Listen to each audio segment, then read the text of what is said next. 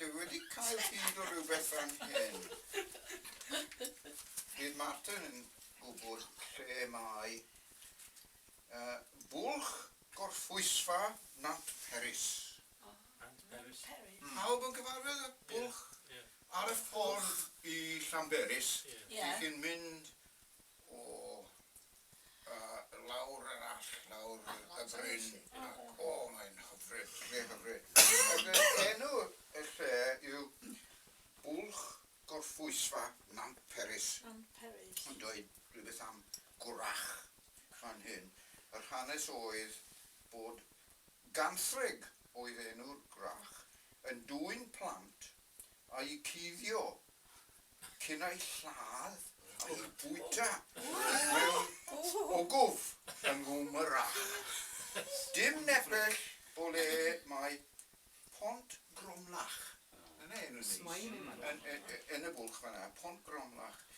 A mae stori fan hyn, mae'n dweud fan hyn, stori grach gyda, beth yw'r cwestiwn mark yn Gymraeg? Gyfynod. Gyfynod. Stori grach. Tynnu fe spector am. Hanes arall. Llai fe ni ffonio'r waig gweud byddai awr yn diweddar. Popeth iawn, dwi ddim yn hanner byd. Hanes arall. Y byddai fe'n hoff iawn o feddwl amdano wrth yrru i fyny'r bwlch.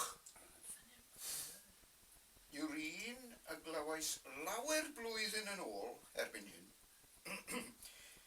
Teithiau dwy leian. Leian? Leian. Teithiau dwy leian. Le mae nawr. I fyny'r bwlch pan redodd ei car allan o betrol. Ger Pont Gromlach.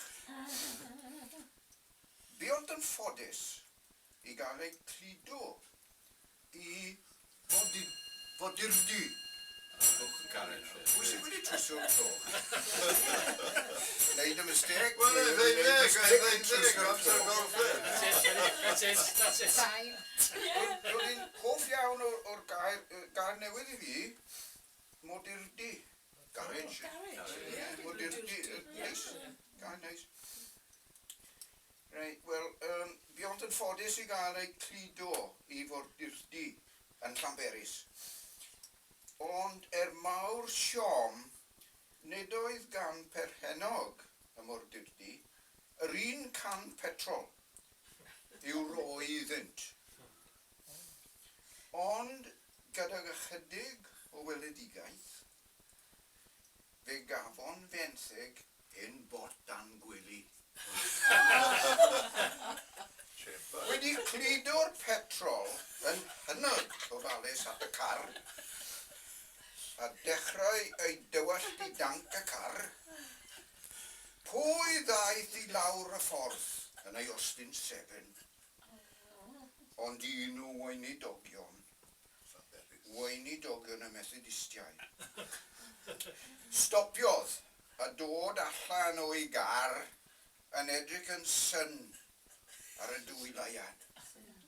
Ac yna, gan roddi ei ddau fawd ymwgwedi ei wasgot, dywedodd, dwi ddim yn meddwl fawr o'ch credwch chi, ond iawn, rwy'n ni'n edmygu eich ffydd. Stori eitha dda, dwi'n meddwl. Ac yn werth gweud prynu hwn, darllen y stori fan'na.